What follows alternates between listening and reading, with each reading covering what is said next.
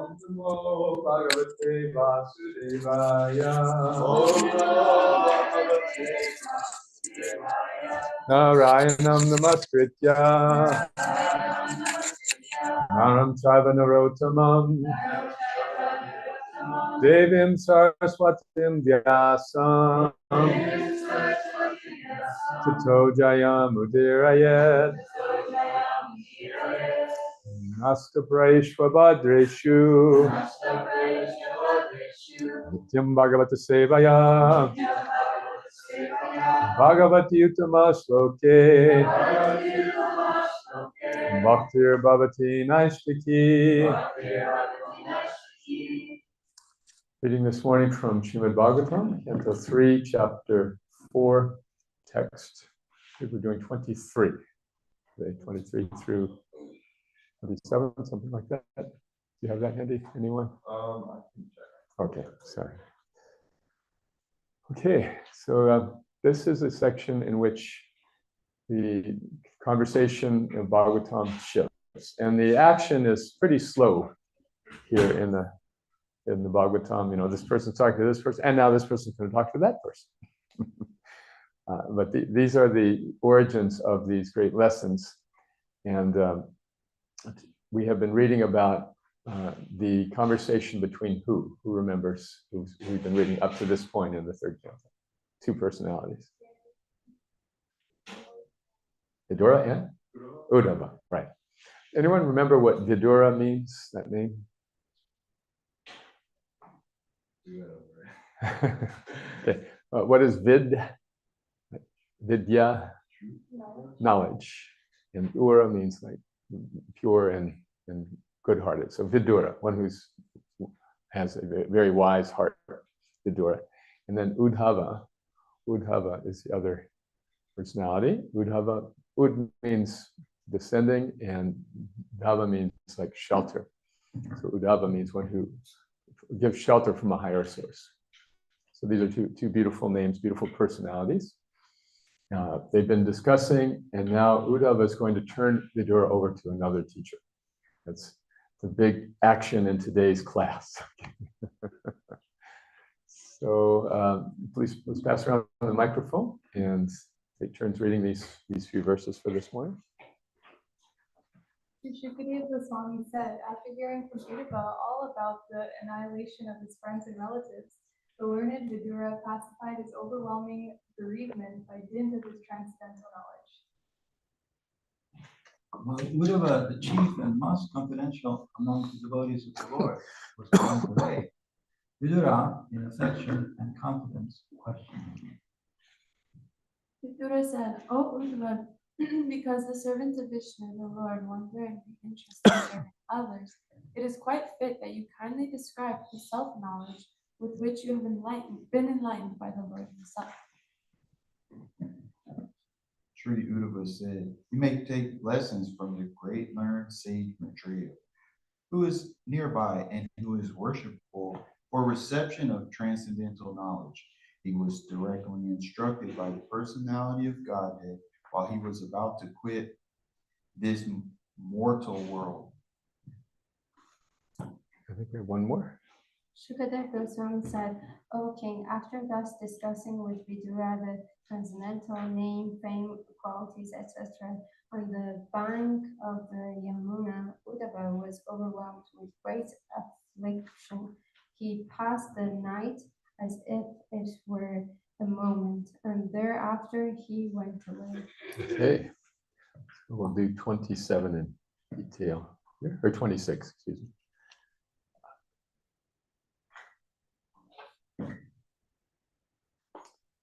Uddhava uvacha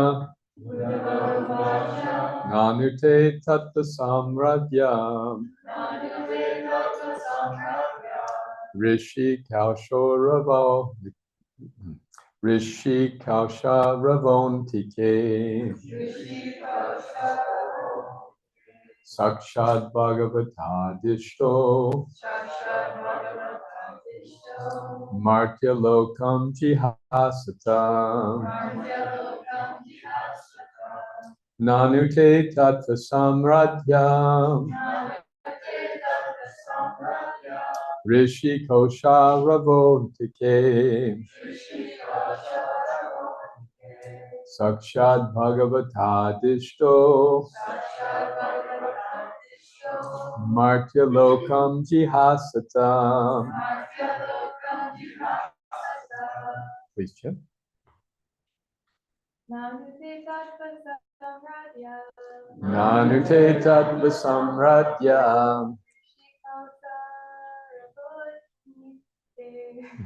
Rishi Kosha Ravontike. Sakshad Bhagavata Dishto. Martya Lokam Jihasatam. Nanute Tattva Samradya.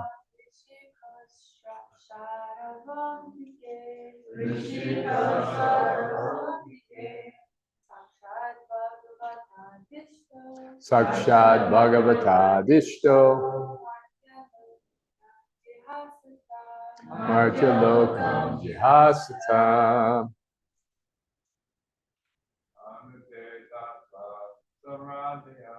Nanute Tattva Samradya. Rishi Kosha Ravontike. Sakshad Bhagavata Dishto.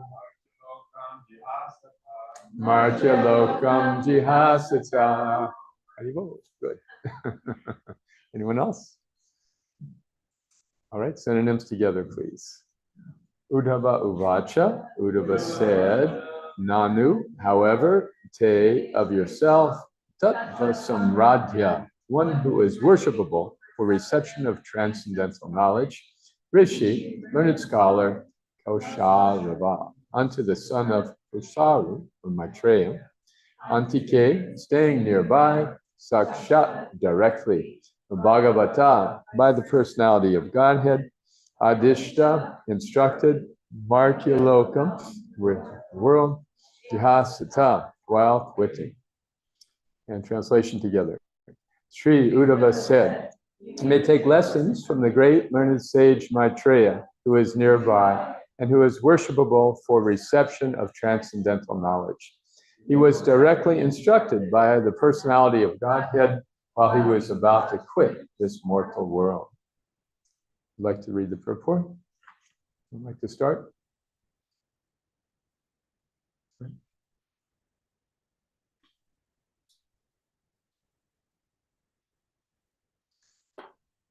Although one may be well versed in the transcendental science, one should be careful about the offense of Maradya Vyaktikama, or impertinently surpassing a greater personality.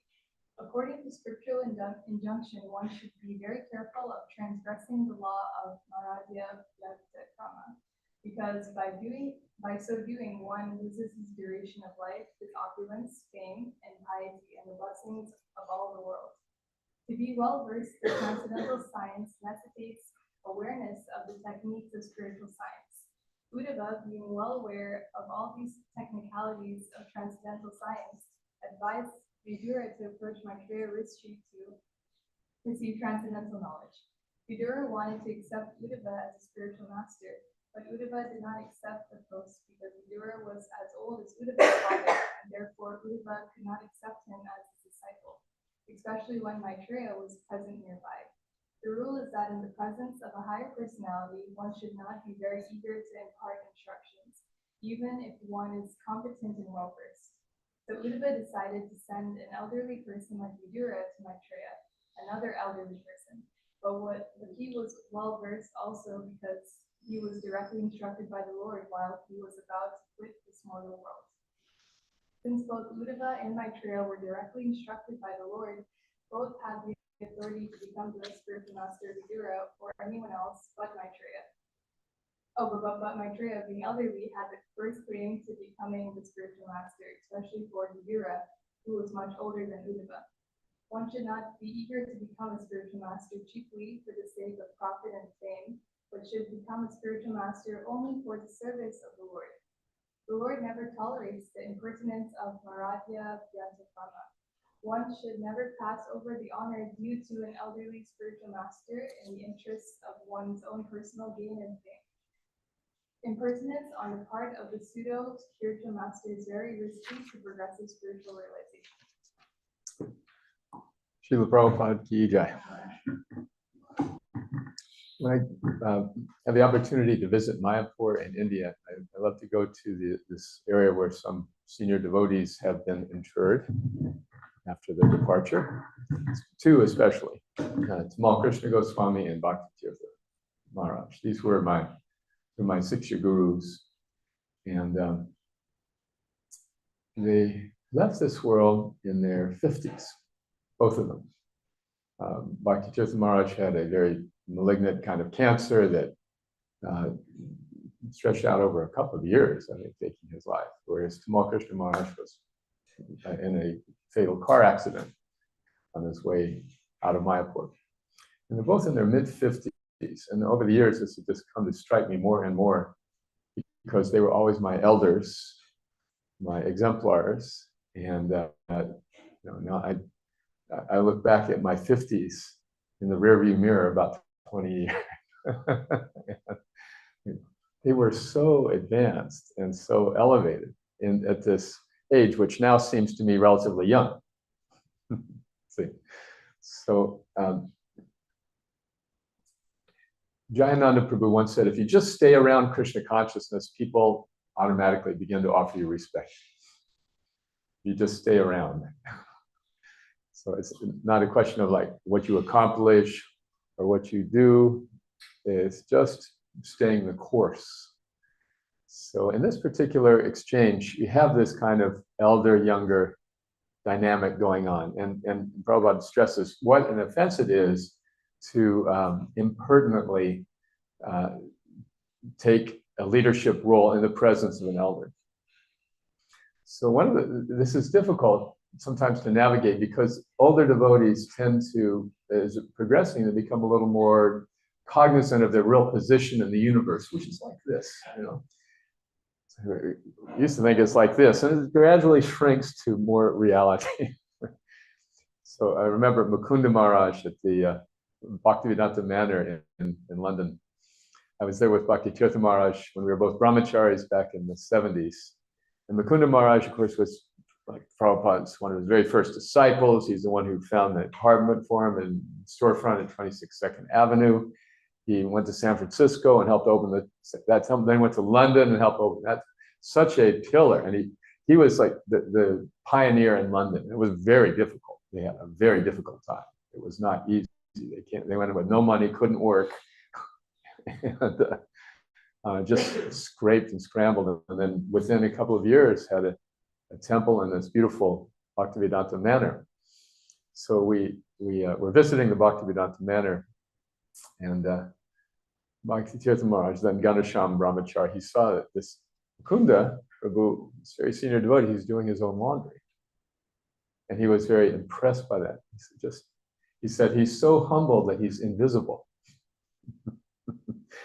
So even if we accomplish something in our devotional service, isn't it really minuscule compared to what our previous acharyas have done? So this is quite the opposite of material life, in which the more you do, the more name, fame you want to acquire.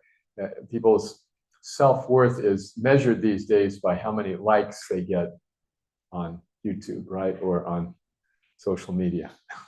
How many likes, how many followers. And this sense of material accomplishment does not really fill the hole in our heart. As Raghunath Prabhu likes to say, we have a God-sized hole in our heart. But we're trying to fill it up with some prestige, with some money, with some sense enjoyment. Dan, pratisht, and puja. Dan means money, pratisht means respect, and puja means worship. So these are subtle forms of material desire. Even if one is very renounced from ordinary life, this subtle desire to be recognized, to be worshipped, and to get, have rich disciples. These are the lingering attachments on the spiritual path that are pointed out by our acharyas. What it really comes down to is described in the previous verse. To be a spiritual leader, Vidura said, because the servants of Vishnu, the Lord, wonder in the interest of serving others, it is quite fit that you kindly describe the self-knowledge with which you have been enlightened. So Vidura is appreciating Uddhava for the instructions he's received up to this point.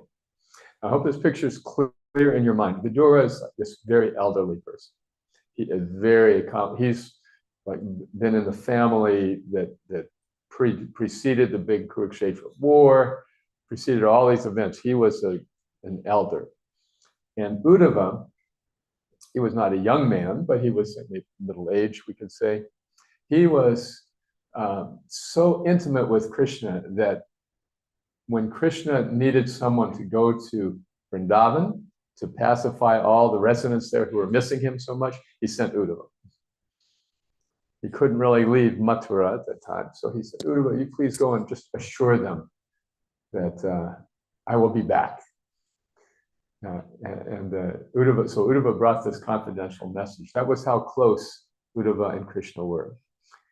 And then when Krishna was leaving the world, there were two people present he was instructing. Do you remember who they were? In the 11th canto. Uddhava was one, and the other was Maitreya. Maitreya was an elder, like on Vidura's age bracket, senior citizen, social security, so Uddhava is saying, you're all selfless, or Vidura rather saying, Uddhava, your instructions are so selfless. This is really what it means to be in spiritual leadership. One has to actually be selfless and giving of oneself. I had 10 wonderful years as a brahmachari, and they were so nice and fun, and they went so fast. And then when I got married and later had my first child, when we had our first child, all of a sudden I understood what selflessness means. this little stool bag that appears in your life and just draws out all of these feelings of selfless, because they're dependent on me. This is one of the reasons why, brahmachari life is a precursor to grihastha life. And not necessarily, not absolutely, but in general, that's the system, because grihastha life is more demanding, but it also brings out more emotions of spiritual maturity. And the selflessness is one of them. So if we're going to be teachers, then we have to be completely doing it for the sake of helping the person we're teaching. That's it. No strings attached, no conditions, no fine print. We're just doing it to help others. So this is the stage of spiritual life that when we read about these great personalities, we're associating with such selfless teachers. Uddhava had nothing to gain by teaching Vidura, but Vidura asked and he was giving. In fact, this was Krishna's instruction for him to now teach others what I have taught you. And similarly, Uddhava is referring Vidura to Maitreya. He could just say, no, I'll be your guru, I'll be your teacher. And that was very prestigious because Vidura is a highly respected personality. He said, no, I'm younger than Maitreya. And Maitreya was also present when Krishna was instructing us at the end of his manifest presence. Now, Uddhava devotionally was actually more advanced than Maitreya. As we'll read later, Maitreya is tinged with a little impersonalism, Prabhupada says. And Uddhava is so intimate that Krishna completely trusts him. He's Krishna's cousin. And he looks just like Krishna. So much so that when he went to when he went to Vrindavan, all the gopis thought, oh, Krishna has come. So this selflessness is characteristic of genuine teachers. They just want what is good for the student.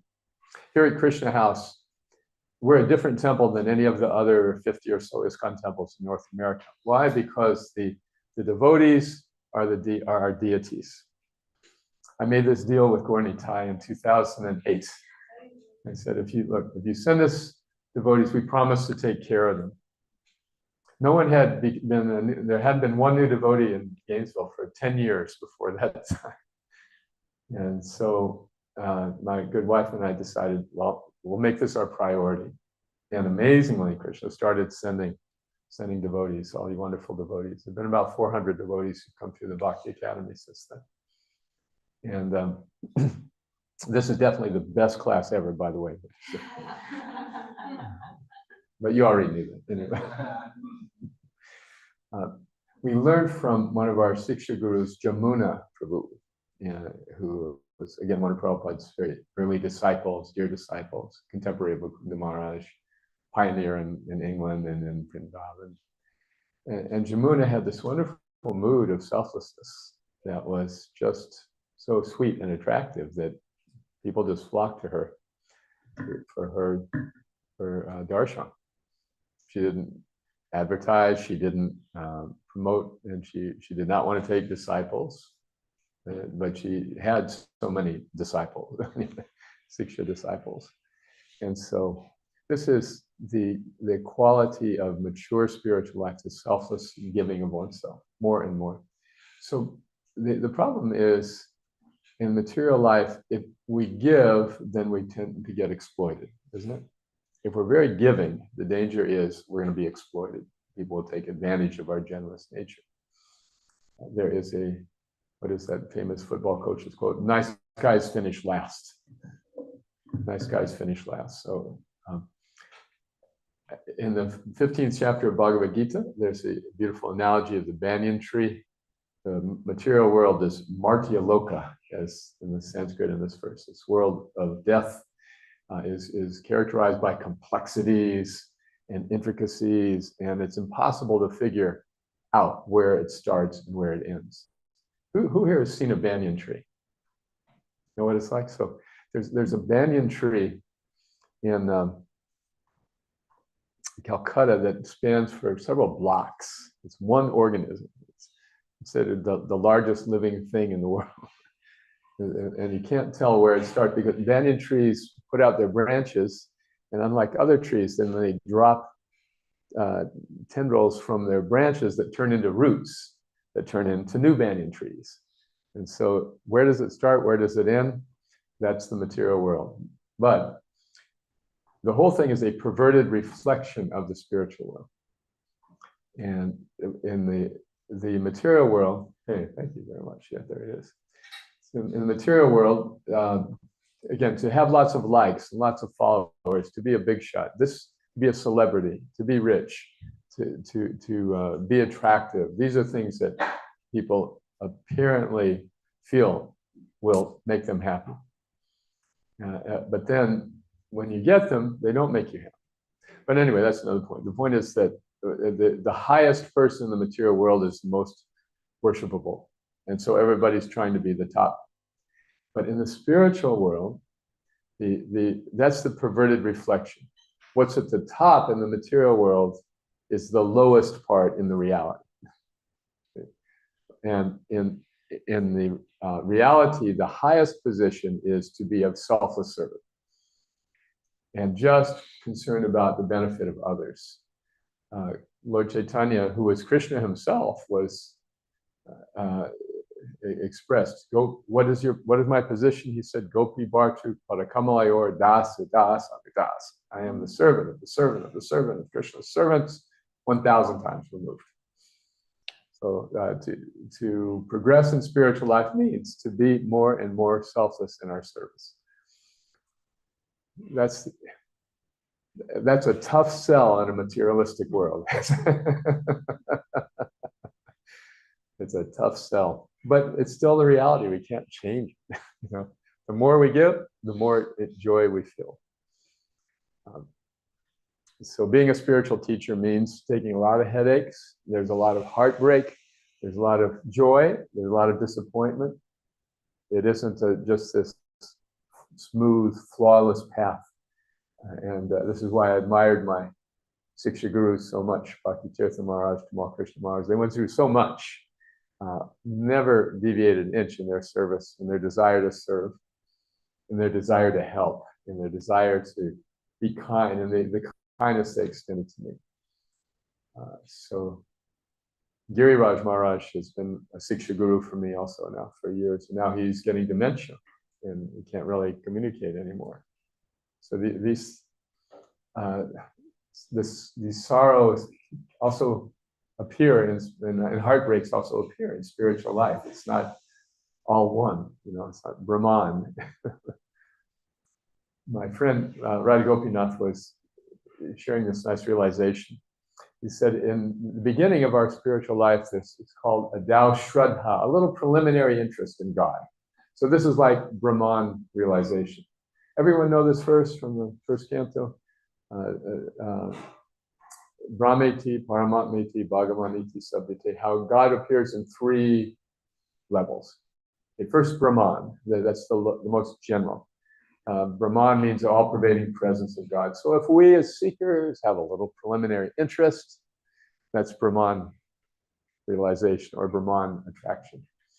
And then if somehow or other we get to the temple, we see the deities and the flowers and the gorgeous decorations, and it's like, wow, this is like Paramatma realization in the sense that this shining, beautiful presence of God that we can experience. That's he compared to Paramatma. But then when you get initiated twice, and then you can go on the altar and you can dress the deities and you can massage oil on their lotus feet. This is like Bhagavan realization, more intimate. So in the same way, we progress in our realization to this very intimate service of teaching selflessly on behalf of Krishna. In the Bhagavad Gita, Krishna says, Achat tasmin manusa shukastra me priya kritama. No one's more dear to me, he said, than one who shares this message of Bhagavad Gita. So it is not a position of material prestige. I saw a cartoon once in the New Yorker. So there's this old sage sitting on a mountaintop on a little plateau, and then crawling up the edge of that plateau, there's this bedraggled man reaching over, and he's saying to the sage, when I was 25, I made my first million. When I was 30, I was president of 3 corporations. But now I've left it all behind. I've come here to the Himalayas, and I want to become the best damn guru in the business.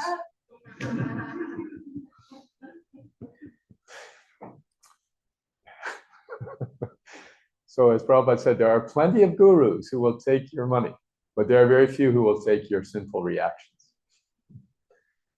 This is this selfless quality that we're reading about in Bhagavatam. So the etiquette,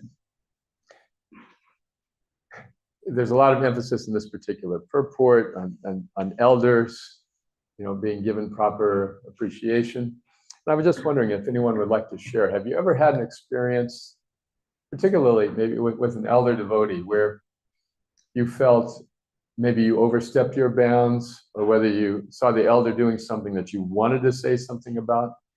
Any awkward moments you've ever experienced with elder devotees? Prema is not. Go ahead. Yeah. Go ahead. You can. I'm just thinking of different feelings. I haven't honed in on one specific memory. Mm-hmm. All right. Well, anyone hone in on a specific memory you'd like to share? Okay. Yeah, kind of recently I was speaking to a elder Srila disciple, and he was sharing a lot of very conservative views about women, and I wanted to say something, but I feel like I couldn't. Because you're less intelligent, right? Yeah. Yeah, no, but yeah, I didn't even know how to even bring it up. And I was just kind of like, oh my God, he's so much older than. Oh, okay. That's a really good example. There's this beautiful pastime in the Chaitanya Charitamrita about Ramachandra Puri. Anyone read about Ramachandra Puri? You know what I'm talking about? So Lord Chaitanya's guru was named Ishwar Puri, and his guru was named Madhavendra Puri. So Madhavendra Puri was this great devotee who introduced the worship of Radha and Krishna in our life. And he had these two disciples, Ishwar Puri and Ramachandra Puri. So when he got old, Madhavendra Puri was infirm. He could no longer take care of himself. So Ishwar Puri would come, he would nurse him, he would clean up for him, take care of him very intimately. And then in his ecstasy, Madhavendra Puri was speaking a verse that was expressing the mood of Radharani and her separation from Krishna. When will I see Krishna again in Vrindavan? And as he was speaking like this, his disciple, Ramachandra Puri, said, Gurudev, you shouldn't lament. Bhagavad Gita says you shouldn't lament. Na sochati, na kankshati. Why are you lamenting? He could not fathom his spiritual emotion. And so Madhavendra Puri said to Ramachandra, get out of here, go away. Yeah. He disowned him. Whereas Ishwar Puri gave his full blessings. So later, after Madhavendra Puri's departure, Ramachandra Puri would go around, this elder, senior devotee. So he came to see this young sannyasi, Lord Chaitanya, his god nephew that he'd heard about. And he invited him, oh, Lord Chaitanya, come and have prasad, I will feed you. And so then Ramachandra Puri arranged his big feast, and he kept insisting that Lord Chaitanya eat and eat and eat. And then finally, after he finished, he said, why do you eat so much? Sannyasis are not supposed to eat so much. What is your problem? This is not sannyasa. And then later, and so Lord Chaitanya then told all of his followers, okay, I have been chastised by this elder. I'm going to cut my diet in half. And then Ramachandra Puri later came to see Lord Chaitanya, and he saw some ants in his room. And he said, oh, ants, you're eating sugar. Sannyasis are not supposed to eat sweets. And so Lord Chaitanya said, I'm cutting my diet in half again. So all the devotees were very distraught. Why is this elder, obnoxious devotee here? Yeah. Yeah, how can he treat Lord Chaitanya like this? And all the devotees were very distraught because they loved to cook and feed Lord Chaitanya. Now he's saying, I'm only going to eat just a little bit. And so we keep waiting for a happy ending in that pastime, but there really isn't one. The happy ending is that Ramachandra Puri goes away. What's that? It doesn't say what happened to him after that, and he just kind of disappeared. But it's not that Lord Chaitanya said, you're right, younger devotees, Ramachandra Puri, you're a nonsense. No, he always treated him. So this is one of the austerities of younger devotees. You have to tolerate older devotees. And older devotees are not infallible. So this is a really important lesson.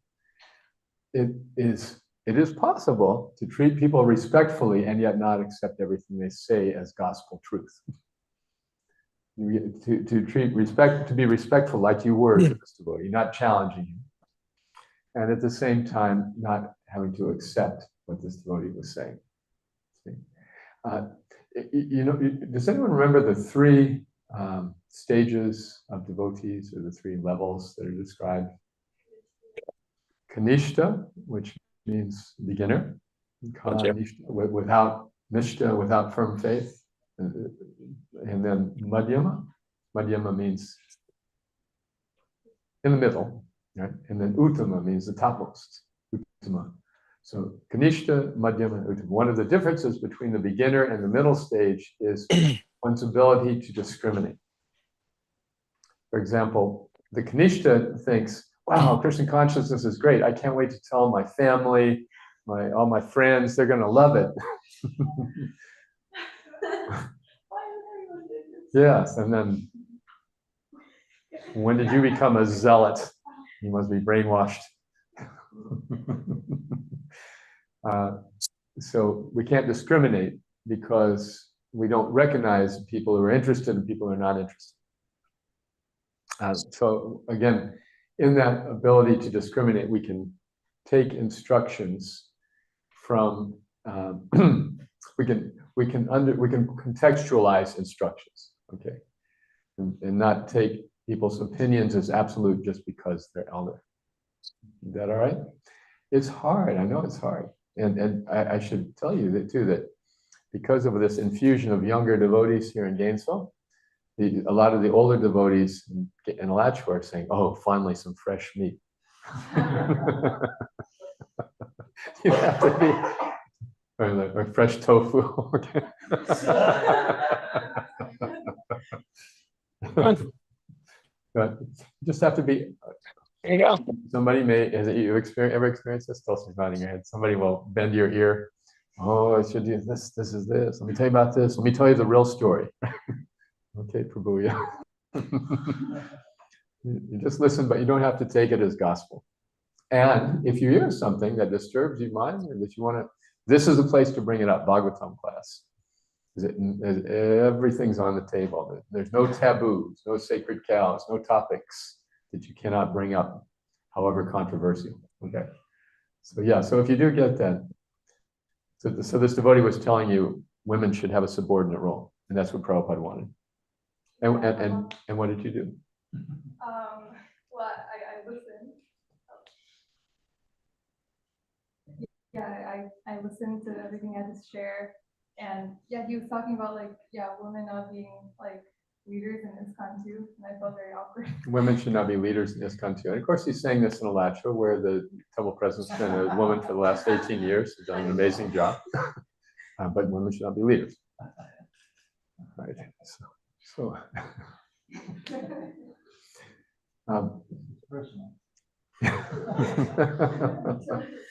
But I did try to.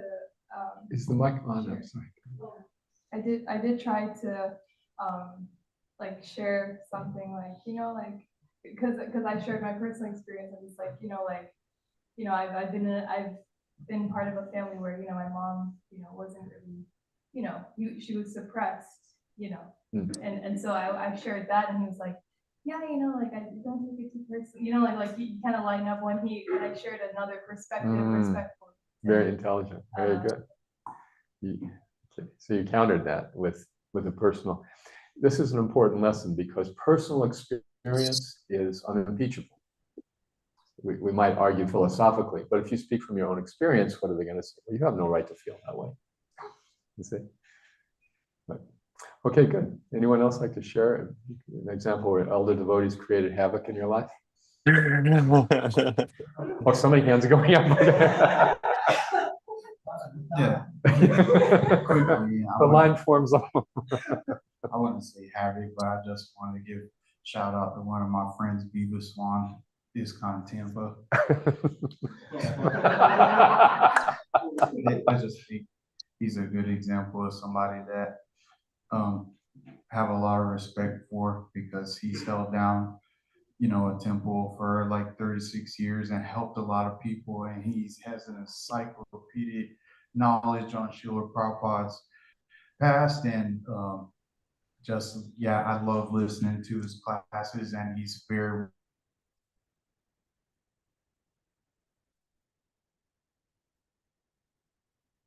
welcoming to people. And it's again, and just like what you had shared, giving my experiences on their opinions humbly, it just always seems to like create a better relationship. Well done, thank you. Yes, giving our opinions humbly, I like that. If we don't express our opinions, then we are like absorbing all the negativity we might be getting. And so it's important, if we don't agree, to express it, but in a way that is appropriate. So, very good. Adi Prabhu. Thank you. I told you this story when I was traveling with my Guru Maharaj. It's a story kind of like, it shows that it can be bitter, but also can be sweet. I was traveling with him, we were staying in Hartford, connecting. And if you stay there, you become a subject of jokes, and this PR and Mahaprabhu with your best friends, so you just feel derailed from morning to evening. And at the same time, I did everything for Guru Maharaj, you know, the cooking, the laundry, the driving, everything. but I could feel like he was never happy with me. Whatever I did, he was just not happy. And I didn't buy the book, what he told me. There was one thing I was in specific, I was making his medicine, and he told me to make hot water, and I was sitting in the kitchen making hot water, and one evening he comes downstairs, he's like, he grabs the pot, he's like, I told you to make it warm, why are you making it hot? I'm like, and it was like the last drop for me, so I just went outside, I started crying.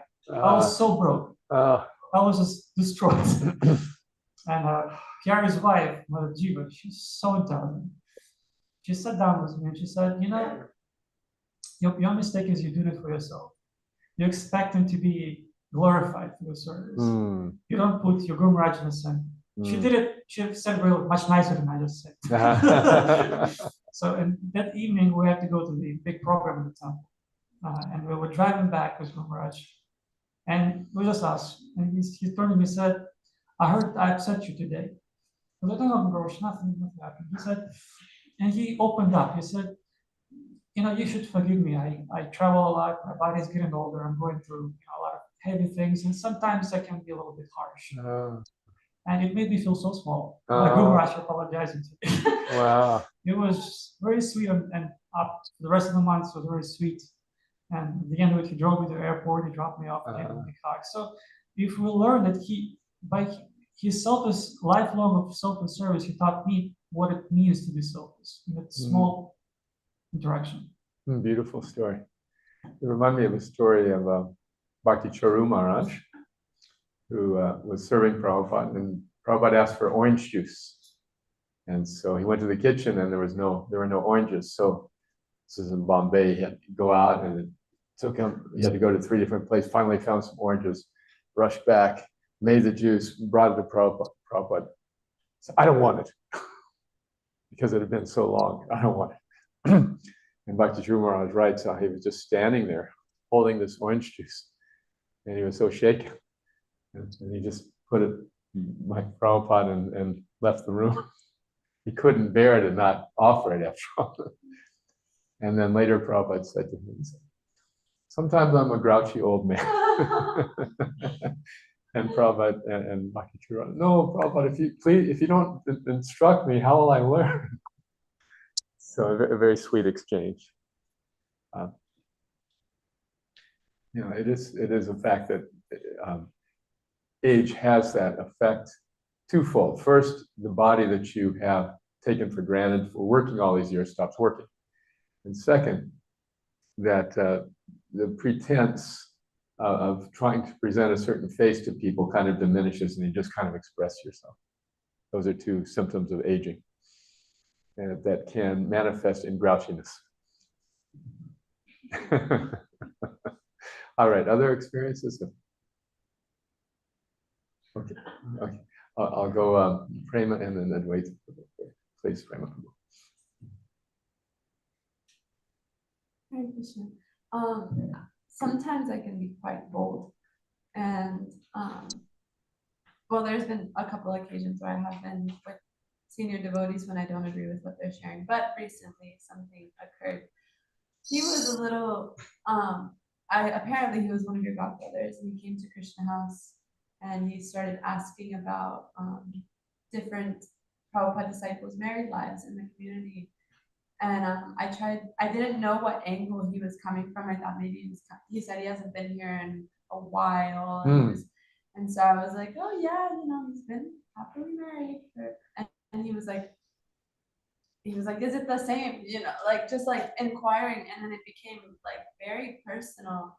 And I was like, I don't feel comfortable having this conversation with you. And yeah, he said, sorry, I don't keep up with my godbrother's sex lives. And I was like, that was quite bold. And that's when I said, I don't feel comfortable having this conversation with you. And I kind of took a step back. And he said, thank you so much for saying that. That was out of bounds. And I said, okay, I appreciate how you responded to that.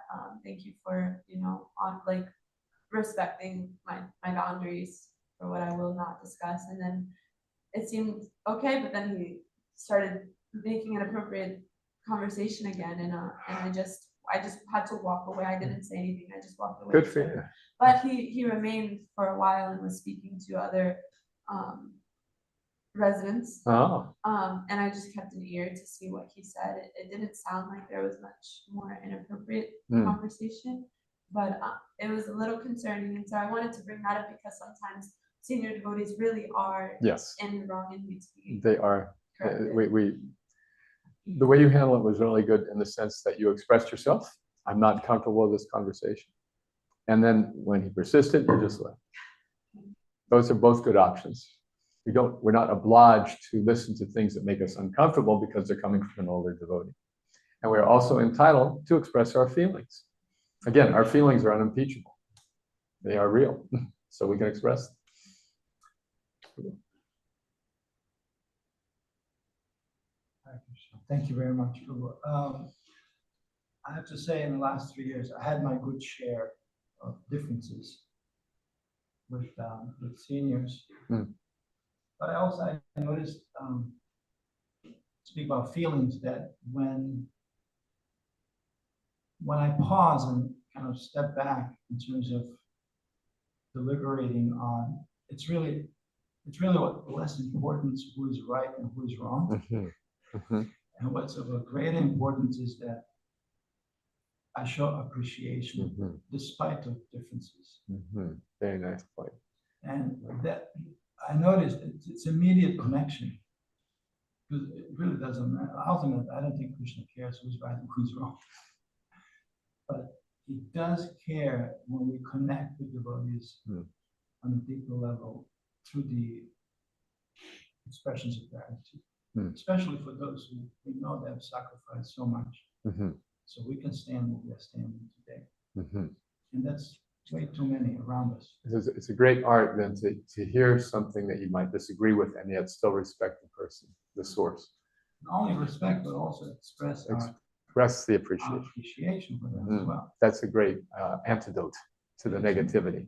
It's much deeper connection to it. Very good, very good. Yes, this is reminds me of the description in the Chaitanya Charitamrita of Haridas Thakur, I believe.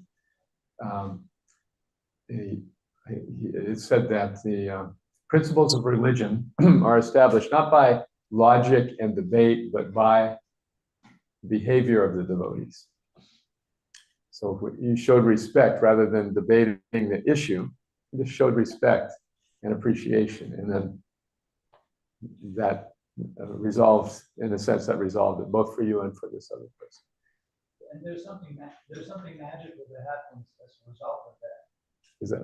They become, after that deeper connection is established, they become more receptive to what you have to offer, if there is opportunity for it. I'm going to share with you a very advanced lesson, and one that's really difficult to do, but very effective. It's just kind of contextualizing that point you're making.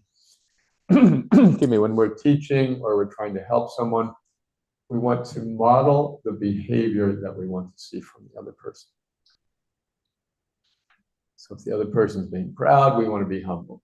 And we feel that they should be more humble, we should be humble in our demeanor. If a person is agitated, we should be calm. If a person is angry, we should be peaceful. And if a person is speaking disrespectfully about others, we speak respectfully about them. It's hard. It's really hard not to have a knee-jerk reaction when you're just encountering some negativity. But that is one of the antidotes. All right, we have hit our quota for class. Are there any left? Breakfast in 5 more minutes. Who is cooking? Senior devotee. A senior devotee.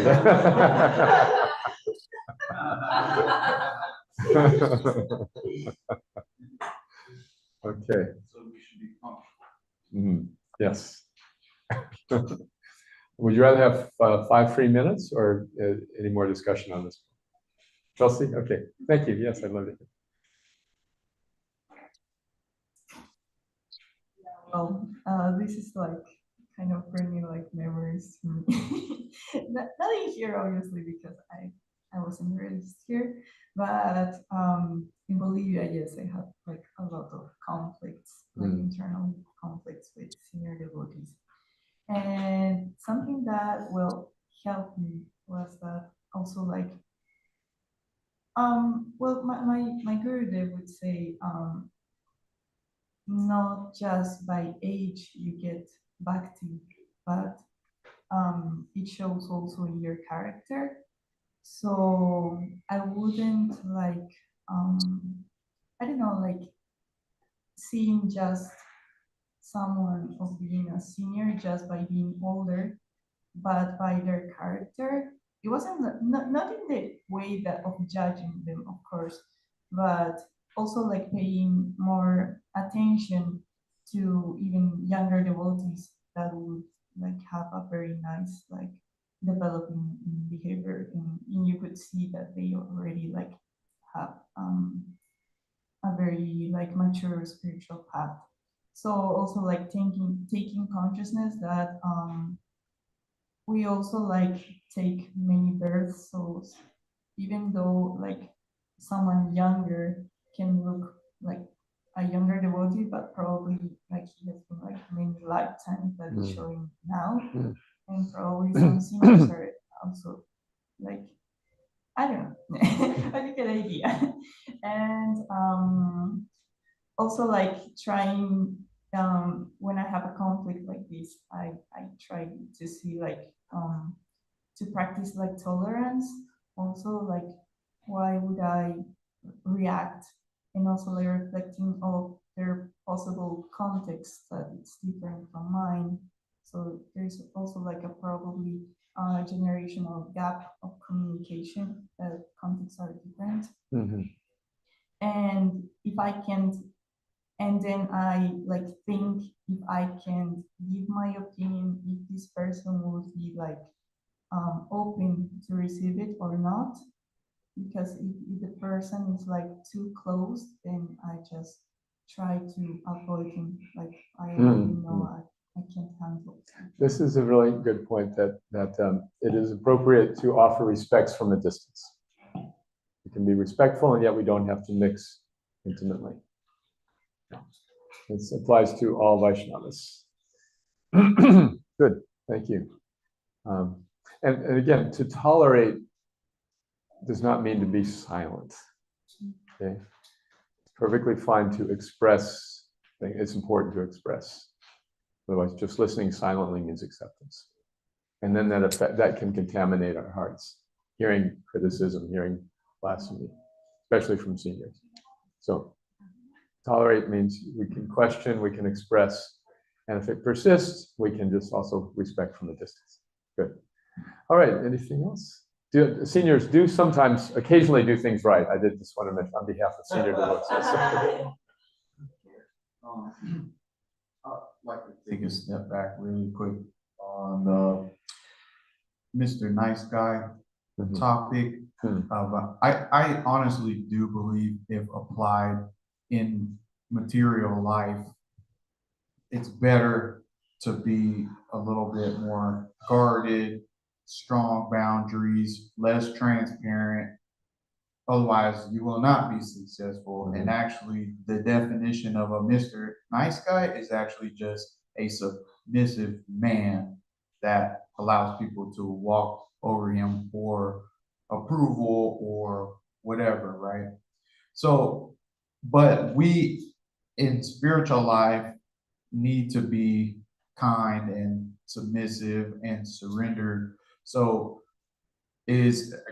where can this be applied at? And you know, then there's this like gray area in material life and spiritual life, because we want to be able to, I think you know where I'm going. Yeah, that's a very good question. In other words, does being a spiritualist just mean you're a doormat?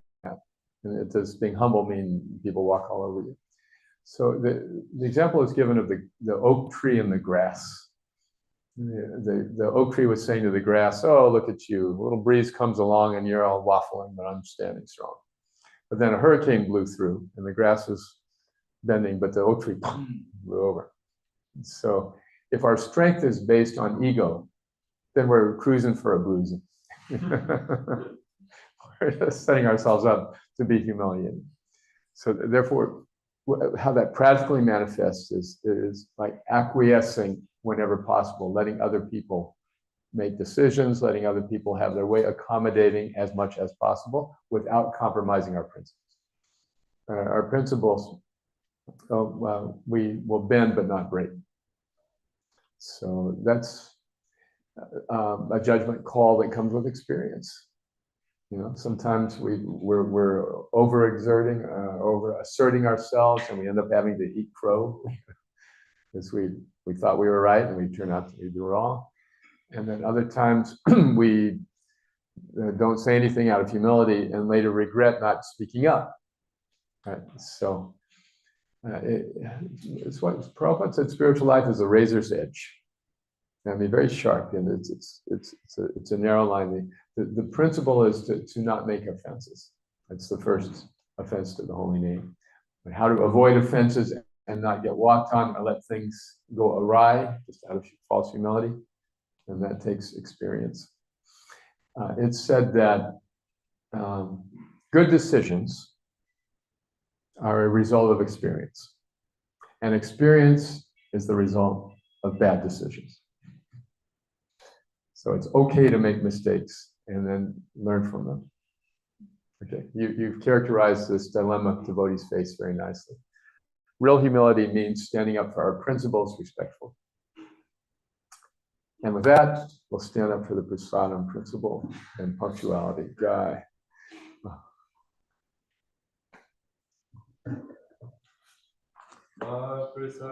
Govinde Namo Brahmani Vaishnave Swapam Punya Vato Rajan Vishvashvanai Vajayate. Fortunate persons develop faith in Mahaprasad, the spiritual